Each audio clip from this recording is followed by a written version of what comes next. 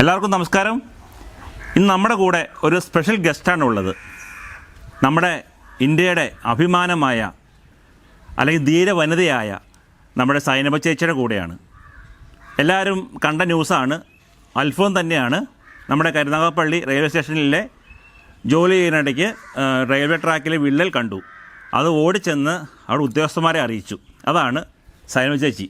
അപ്പോൾ നമുക്ക് ചോദിക്കാം എന്തൊക്കെയാണ് അവിടെ അന്ന് സംഭവിച്ച കാര്യങ്ങൾ. ചേച്ചി നമസ്കാരം. നമസ്കാരം. എന്തായിരുന്നു അന്ന് സംഭവിച്ച ഒരു അത്ഭുതം, അതിനെക്കുറിച്ചൊന്ന് പറയാമോ? അന്ന് ഞാൻ എന്നും ജോലി 1996 മുതൽ കരുനാഗപ്പള്ളി റെയിൽവേ സ്റ്റേഷൻ 96 മുതൽ അവിടെ ഉണ്ട്. അപ്പൊ അന്ന് ഇതുപോലെ ജോലി ചെയ്ത് ഇങ്ങനെ എന്റെ വർക്ക് ഇതായിട്ട് ഞാൻ ഇങ്ങനെ വേസ്റ്റ് പിറക്കി ട്രാക്കിൽ പോയപ്പോൾ ഞാൻ കുറച്ച് ദൂരം വെച്ചിങ്ങനെ നോക്കിയപ്പോൾ എന്തോ ആ ട്രാക്കിൽ ഒരു വ്യത്യാസം കണ്ടു. പിന്നെ ഞാൻ പെട്ടെന്ന് തന്നെ എൻ്റെ അടുത്തോട്ട് ചെന്ന് ഞാൻ നോക്കിയപ്പം നമ്മൾ ഉദ്ദേശിച്ച പോലെ തന്നെ പാളം രണ്ടായിട്ട് വെണ്ടിരിക്കുന്നു. അത് ആവറേജ് നല്ല വലിപ്പമുണ്ടോ? നല്ല വീതിക്ക് തന്നെ, നല്ല ഈ വീതിക്ക് തന്നെ വെണ്ടിരിക്കും. വെണ്ടിരുന്നയോ ഞാൻ കണ്ടപ്പോഴത്തേക്ക് പിന്നെ ഞാൻ ആ വേസ്റ്റ് കൊട്ട അവിടെ അടയാളം വെച്ചു. കൊല്ലത്തുനിന്ന് ആലപ്പുഴ പോകുന്ന എക്സ്പ്രസ് ട്രെയിൻ കരുനാഗപ്പള്ളിയിൽ നിന്ന് പാസ് ചെയ്ത് നല്ല സ്പീഡിന് എൻ്റെ എതിരെ വരികയാണ്. ഞാൻ പിന്നെ ഒന്നും നോക്കിയില്ല, ഞാൻ ഓടി, വണ്ടിയുടെ മുമ്പിൽ ഓടി കൈ കാണിച്ച് ഓടി. എന്തായാലും അവരെ കൊണ്ട് ആ വണ്ടി നിർത്തിച്ച് എന്താന്ന് ചോദിച്ചു. സാറേ ഇന്ന പോലെ ഒരു വിള്ളൽ. അവർ വണ്ടി നിർത്തി എൻ്റെ കൂടെ വന്നു, കണ്ടുവെച്ച് വളരെ വളരെ അവർ നമ്മളെ അഭിനന്ദിച്ചു. ഇത് എങ്ങനെ ശ്രദ്ധയിൽപ്പെട്ടു എന്നുള്ളത് കണ്ടു. അവർ പെട്ടെന്ന് തന്നെ അറിയിക്കേണ്ടവരെല്ലാം അറിയിച്ചു. കാരണം എനിക്ക് ആരെയും അറിയിക്കാനുള്ള സമയമില്ല. എനിക്ക് എങ്ങനെയാലും ഈ വണ്ടി എങ്ങനെയാലും സ്റ്റോപ്പ് ചെയ്യണം. ഇതേ കയറി കഴിഞ്ഞാൽ അതെ. എങ്ങനെയായിരുന്നു ചേച്ചി അത് സ്റ്റോപ്പ് ചെയ്യാനുള്ള ഇത് കാണിച്ചത്, സിഗ്നൽ കാണിച്ചത്? ഞാൻ സിഗ്നൽ കാണിച്ച് ഞാൻ ബോഡി ഇങ്ങനെ കാണിച്ചു. അപ്പൊ എന്റെ ഗ്ലൗസും കയ്യിൽ നിന്ന് ഊരി വെച്ചേക്കുവാ. ഇങ്ങനെ ഓടി ഇങ്ങനെ ഓടി എന്തായാലും വണ്ടി ഇത്ര ആയപ്പോഴത്തേക്ക് ഞാൻ സൈഡ് ഒതുങ്ങി വണ്ടി അവർ സ്റ്റോപ്പ് ചെയ്തു. കുറച്ചുള്ളൂ അങ്ങോട്ട് വരാൻ നിർത്താൻ വേണ്ടി. അതെ. ഞാൻ എങ്ങനെയല്ല അതിന്റെ അടുത്ത് വരാതിരിക്കാനാ ഓടുന്നെന്നാലും ആ ആക്സിഡന്റ് നടന്ന ഇടം ഇവിടുന്ന് നമ്മൾ ഈ റോഡിന്റെ അത്രയുണ്ട്. ഇവിടെ നമ്മൾ വണ്ടി നിർത്തി അവരെ ഇറങ്ങി വന്ന് കണ്ടു. ഒരു വളരെ അഭിനന്ദിച്ചു. പിന്നെ അത്ഭുതമല്ലേ. ഇപ്പോഴത്തേക്ക് തന്നെ നാട്ടുകാരും വീട്ടുകാരും എല്ലാവരും അറിഞ്ഞു. കാരണം വണ്ടി നിൽക്കുന്നു. സൈനബ എന്താ ഓടുന്നത്, അപ്പം എന്താ സംഭവം എന്ന് ആർക്കും അറിഞ്ഞൂടാ. സൈനബ എന്താ ഓടുന്നത്. അപ്പം വണ്ടി യാത്രയ്ക്ക് അപ്പുറത്തിരുന്നവർ പറഞ്ഞു, അയ്യോ ഇല്ല, പെണ്ണ് വണ്ടിയുടെ മുമ്പിൽ ചാടി ആത്മഹത്യ. എതിരെ വരുന്ന ഒരു വണ്ടിയുടെ മുമ്പിൽ ഒരാൾ ഓടുക. ഈ സംഭവം എന്താണെന്നും പൊതുജനങ്ങൾക്ക് അറിയില്ല. അങ്ങനെ എന്തായാലും ഞാൻ ആ വണ്ടി സ്റ്റോപ്പ് ചെയ്തു. അവർ വന്ന് കണ്ടു, അറിയിക്കുന്നവരെ അറിയിച്ചു. അവർ പെട്ടെന്ന് തന്നെ ഒരു 10-15 മിനിറ്റിനകം അതിൻ്റെ ഉദ്യോഗസ്ഥന്മാർ വന്ന് അവർ അതിൻ്റെ എന്തായാലും ഒരു 55 മിനിറ്റ് 1 മണിക്കൂറിൻ്റെ അടുത്ത് വണ്ടി അവിടെ നിന്നു. അപ്പം താൽക്കാലികമായിട്ടൊരു ക്ലാമ്പ് ചെയ്ത് സെറ്റ് ചെയ്ത് പതുക്കെ ഈ വണ്ടി കടത്തിവിട്ട് പിന്നെയുള്ള മെയിൻ്റനൻസ് പണി വൈകിട്ട് 5 മണി വരെ അവിടെ ഉണ്ടായിരുന്നു. ബിൽഡിങ്ങും ബാക്കിയുള്ള കാര്യങ്ങളും ഉണ്ടായിരുന്നു. ഇത് ശരിക്കും ചേച്ചി ഇത് കണ്ടില്ലായിരുന്നെങ്കിൽ എന്തായിരുന്നു ഒരു ആ ദിവസം, അന്നത്തെ ദിവസം? വൻ ദുരന്തം നമ്മൾ ഏറ്റുവാങ്ങുമായിരുന്നു. വൻ ദുരന്തമായിരുന്നു. അതും നിറച്ച ആളുകളുള്ള ഒരു ട്രെയിനാണ്. വൻ ദുരന്തം ഉറപ്പായിട്ടും ഉണ്ടാവുകയാണ്. അപ്പൊ ഇത് ദൈവം ചേച്ചിയുടെ രൂപത്തിൽ വന്നു. സ്വാഭാവികമായിട്ട് കണ്ടില്ലായിരുന്നെങ്കിൽ നമുക്ക് ചിന്തിക്കാനേ വയ്യ അല്ലേ? അതെ. നമ്മളിപ്പോ ഈ കടലുണ്ട് ഇങ്ങനെയുള്ള അപകടങ്ങളെല്ലാം നമ്മുടെ മനസ്സിൽ കിടക്കുമല്ലോ. അപ്പം പൊതുജനം പൊതുവെ കരുനാഗപ്പള്ളി രാജ്യം ഒരു ദുരന്തം ഏറ്റുവാങ്ങേണ്ടി വന്നേനെ. അപ്പൊ ദൈവം ഈ പറഞ്ഞ പോലെ തന്നെ ആ സമയത്ത് എനിക്ക് ആ ധൈര്യവും ആ ഓടാനുള്ള ഒരു തന്റെ അതെല്ലാം നമ്മുടെ ഒരു ശക്തിയല്ല, എല്ലാം വലിയ എന്റെ ശക്തി. അതെ അതെ, അത് 100% ഉറപ്പാണ്. പിന്നെ ഈ സംഭവം അറിഞ്ഞപ്പോൾ എന്തായിരുന്നു വീട്ടുകാരുടെയും അവിടുത്തെ ഉദ്യോഗസ്ഥന്മാരുടെയും മൊത്തത്തിലൊരു ബഹുമാനം? അന്നേരം തന്നെ റെയിൽവേയുടെ സകല ഉദ്യോഗസ്ഥരും നമ്മുടെ നാട്ടുകാരും നമ്മുടെ ഉദ്യോഗസ്ഥരും എല്ലാം എന്നെ ഒരുപാട് അഭിനന്ദിച്ചെന്ന് പറഞ്ഞാൽ നമ്മള് അവർക്ക് അത് എങ്ങനെ അഭിനന്ദിക്കാൻ വാക്കുകളില്ല. ഒരു സാധാ ഒരു ക്ലീനിങ് സ്റ്റാഫ് ഇത്രയും വലിയ ഒരു വിള്ളൽ കണ്ടു. അവരുടെ ജീവൻ ഒന്നുമല്ലായിരുന്നു ആ സമയത്ത്. ഞാൻ ഓടുക, അന്തം വിട്ട് മെറ്റലിന്റെയും കട്ടയുടെയും പാളത്തിന്റെ ഇടയ്ക്ക് ഓടുക. അപ്പൊ അവരുടെ ജീവൻ വില കൽപ്പിക്കാതെ ഒരു വൻ ദുരന്തം ഒഴിവാക്കിയ എന്നുള്ളതിന് എല്ലാവരുടെയും ഭയങ്കര അഭിനന്ദനം, സ്വീകരണങ്ങളും നമ്മൾ അഭിനന്ദിക്കുക. പല MLA ഉൾപ്പെടെ സകലമായ ആൾക്കാർ. അതല്ലേ. പിന്നെ ഈ സംഭവം കഴിഞ്ഞപ്പോ ആരൊക്കെ ആദരിച്ചു? ഒരുപാട് ഞാൻ TV കണ്ടായിരുന്നു, ഒരുപാട് സ്ഥലങ്ങളിൽ ചേച്ചി പോയി. അപ്പൊ അവരുടെ ആദരവ് കാര്യങ്ങൾ മെയിൻ കുറേ ഉണ്ട്. പിന്നെ നമ്മുടെ വെസ്റ്റ് ഇന്ത്യ തുണിക്കട, MLA, chairman, panchayat, Karthika hotel, STBI, പിന്നെ കൊല്ലം ജില്ലാ വനിതാ സംഘടന എന്ന് വേണ്ട ഒരുപാട് ഇനി ഒരുപാട് ഓഫറുകളുണ്ട്. ഉണ്ട്, ഇന്നും ഉണ്ട്, നാളെയുണ്ട്. പിന്നെ മാർച്ച് 8-ാം തീയതി ചെന്നൈയിൽ എനിക്ക് 2 സ്വീകരണം. ചെന്നൈ പോകണോ? അപ്പൊ ടിക്കറ്റും ഒക്കെ റിസർവേഷൻ ചെയ്ത് കഴിഞ്ഞാൽ അവരാണ് എല്ലാം. റെയിൽവേയുടെ അല്ല, മറ്റേ നമ്മുടെ മലയാളി സംഘടനകൾ അവിടെ കുറെ പേരുണ്ട്.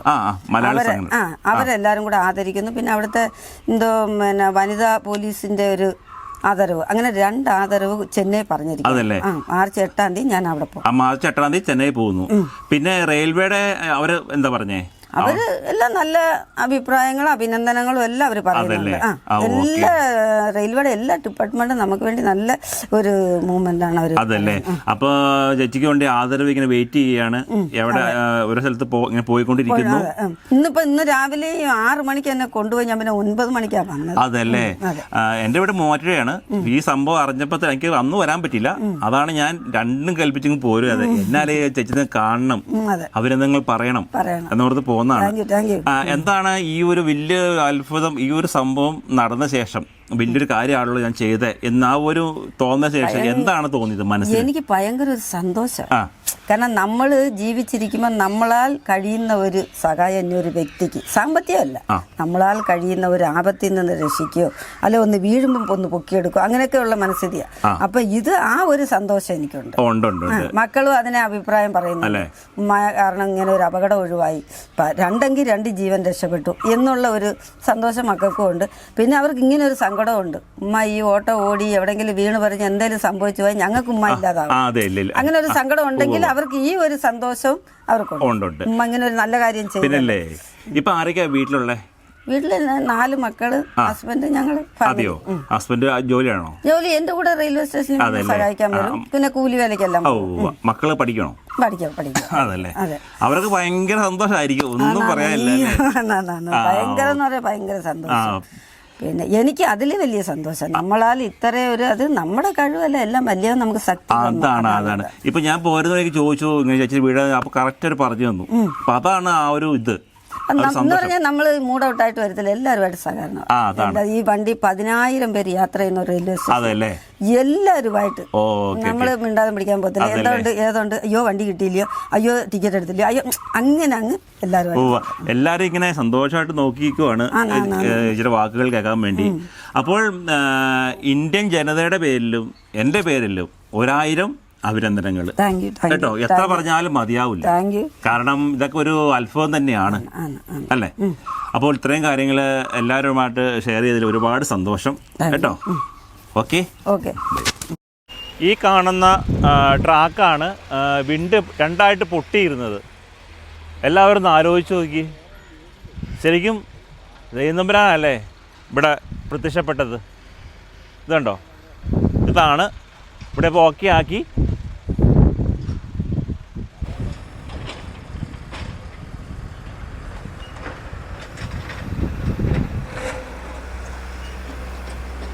സൈനബ ചേച്ചിക്ക് കിട്ടിയ മൊമെൻറ്റോസ് നമുക്കൊന്ന് കാണാം. ഇതാണ് ആദ്യം കിട്ടിയ മൊമെൻറ്റോ. ഇതാണോ ഫസ്റ്റിൽ കിട്ടിയ?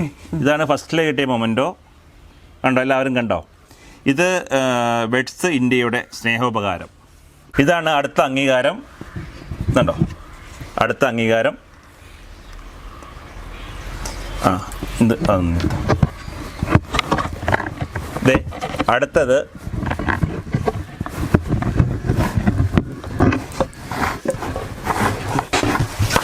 ഇത് പിടിച്ചോ. അടുത്ത അംഗീകാരം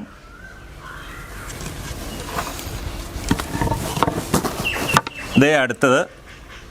ഇത് കാണുമ്പോഴല്ലോ ഒരുപാട് സന്തോഷം അല്ലേ, നമ്മുടെ എല്ലാവരുടെയും മനസ്സ് നിറയുകയാണ്. 29 വർഷങ്ങൾക്ക് ശേഷം അല്ലേ ഈ ഒരു സന്തോഷം കിട്ടി. ദൈവത്തിന് എത്ര നന്ദി പറഞ്ഞാലും മതിയാവില്ല അല്ലേ. എത്ര മൊമെന്റ് കിട്ടി? 10-12 എണ്ണം കിട്ടി. അതല്ലേ? ഓ, ഇനി ഒരുപാട് കിട്ടാനുണ്ട്. ഉണ്ട്, ഒരുപാട് ഫോട്ടോസുകൾ കൊണ്ടുപോയിട്ട് ഓരോ സംഘടനകളും കൊണ്ടുപോയിട്ടുണ്ട്. അതല്ലേ? അപ്പൊ ഈ മൊമെന്റോസ് എല്ലാം വെക്കാൻ സ്പെഷ്യൽ ഒരു ഷോക്കേസ് ഉണ്ടാക്കണം. ഇല്ല, ഉണ്ടാക്കുന്നേ, അതൊക്കെ റെഡി ആയിക്കോളുന്നേ, ഒരു കുഴപ്പമില്ല. ഇനി ഒരുപാട് കിട്ടാനുണ്ടല്ലോ, എല്ലാം കൂടെ ഇവിടെ നമുക്ക് റെഡിയാക്കി വെക്കണം. അതല്ലേ? അപ്പോൾ എല്ലാവരും കണ്ടില്ലേ? ചേച്ചിയുടെ സന്തോഷം കണ്ടോ? ചേച്ചി നമസ്കാരം. നമസ്കാരം. പേരെന്താ? ഉഷാകുമാരി. ഉഷ, എന്താണ് സൈനബ ചേച്ചിയെ കുറിച്ച് പറയാനുള്ളത്? എനിക്ക് ഒരുപാട് നല്ല കാര്യങ്ങൾ പറയാനുണ്ട്. അതിലൊന്ന്, വർഷങ്ങൾക്ക് മുമ്പ് തൊട്ടേ ഈ സൈനബ എന്ന വ്യക്തി ഇടക്കളങ്ങര റെയിൽവേ സ്റ്റേഷൻ വൃത്തിയാക്കുകയും നല്ല രീതിയിൽ പ്രവർത്തിച്ച് മുന്നോട്ട് വരുന്ന ഒരു വ്യക്തിയാണ്. ഏറ്റവും വലിയൊരു അപകടത്തിൽ നിന്ന് നമ്മുടെ കേരളത്തെ രക്ഷിച്ച ഒരു വ്യക്തിയാണ് സൈനബ. ഈ ജോലി സ്ഥിരപ്പെടുത്തി കൊടുക്കണമെന്നാണ് ഞങ്ങളുടെ എല്ലാ അഭിപ്രായം. ഏറ്റവും മെയിനായിട്ടുള്ള ഒരാവശ്യം ഈ വ്യക്തിക്ക് ഈ ജോലി സ്ഥിരപ്പെടുത്തി കൊടുക്കണമെന്ന് താഴ്മയായി അപേക്ഷിക്കുകയാണ്. കാരണം അങ്ങേറ്റത്തെ സങ്കടമാണ് ഞങ്ങൾക്ക്. ഈ വ്യക്തി ആ പെരും വെയിലത്ത് ഞങ്ങളോടൊപ്പം സഹകരിക്കുന്ന വ്യക്തിയാണ്. അവിടെ ഞങ്ങളും പോകും എത്രയോ വർഷമായിട്ട്. എന്ന് വെച്ചാൽ ആരും അതിനുവേണ്ടി ഒരു കണ്ണ് തുറന്ന് അതിന് കൊടുത്തിട്ടില്ല. ഇനിയെങ്കിലും അത് കണ്ണു തുറക്കണമെന്ന് ഞങ്ങൾ താഴ്മയായി അപേക്ഷിക്കുന്നു, അഭ്യർത്ഥിക്കുന്നു. എന്റെ പേര് സുജാത. വീട് അടുത്താണ്. എന്താണ് സൈനബയെ പറ്റി പറയാൻ ഒരുപാട് കാര്യങ്ങളുണ്ട് പറയാൻ. ഈ നല്ല രീതിയിൽ ഈ റെയിൽവേ സ്റ്റേഷനിലെ ഏറ്റവും നല്ല വൃത്തിയുള്ള റെയിൽവേ സ്റ്റേഷനായിട്ട് ഇടക്കുളങ്ങര നമ്മള് അതിനൊരു അവാർഡും അതിന് കിട്ടിയതാണ്. അങ്ങനെ അത്രയൊക്കെ നല്ലപോലെ ചെയ്യുന്ന ഒരു വ്യക്തി ഇപ്പൊ വലിയൊരു അപകടത്തിൽ നിന്ന് അവിടെ അത്രയും ആൾക്കാരുടെ ജീവൻ രക്ഷിച്ചെന്ന് പറഞ്ഞ ഒരു സാധാരണപ്പെട്ട കാര്യമല്ല. അപ്പൊ അത്രയൊക്കെ ചെയ്ത ഒരു വ്യക്തിക്ക് നമ്മുടെ ഗവൺമെന്റിന്റെ ഒരു കണ്ണ് തുറന്നിട്ട് ഇന്ത്യ ഗവൺമെന്റോ കേരള സർക്കാരോ അവർക്കൊരു സ്ഥിരമായ ജോലി അവിടെ ആക്കി കൊടുക്കണമെന്നാണ് ഞങ്ങൾക്ക് ഏറ്റവും കൂടുതൽ ആവശ്യം.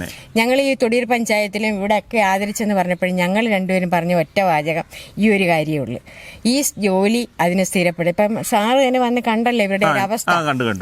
ഈ അവസ്ഥയിൽ നിന്ന് ഇവിടെ വെള്ളം പൊങ്ങുമ്പോഴാണെങ്കിൽ ഇത്തരം വെള്ളത്തിലാണ് ഞങ്ങളും വരുന്നത്. വെള്ളം അങ്ങ് കയറും. അപ്പൊ ഞങ്ങൾ തന്നെ വരുന്നത് വളരെ കഷ്ടത്തിലാണ് ഞങ്ങൾ.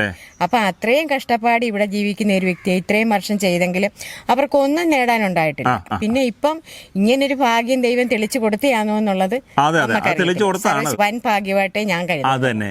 സൈനബയുടെ ദൈവം ഉണ്ടെന്ന് പറഞ്ഞു. അപ്പം അവർ ഇത്രയും നാളും കിടന്ന് കഷ്ടപ്പെട്ടതിന് ഈശ്വരനായിട്ട് കാണിച്ച ഒരു നല്ല കാര്യമാണെന്നേ പറയാനുള്ളൂ. അപ്പം ഗവൺമെന്റിനോടായാലും സോഷ്യൽ മീഡിയത്തിലായാലും പറയാനുള്ളത് അവർക്ക് ആ ജോലി സ്ഥിരപ്പെടുത്തി കൊടുക്കണം. അല്ലാതെ കൊട്ടാരവും മറ്റു കാര്യവും ഒന്നും കൊടുക്കണ്ട. അവർ ജോലി സ്ഥിരമാകുമ്പോൾ അവർക്ക് തന്നെ ഇതെല്ലാം ആയിക്കോളും. അതാണ് മനസ്സിലായി കാര്യങ്ങളൊക്കെ. അത്രേ ഉള്ളൂ. അപ്പൊ എല്ലാരും കേട്ടോണ്ടിരിക്കുകയാണ്.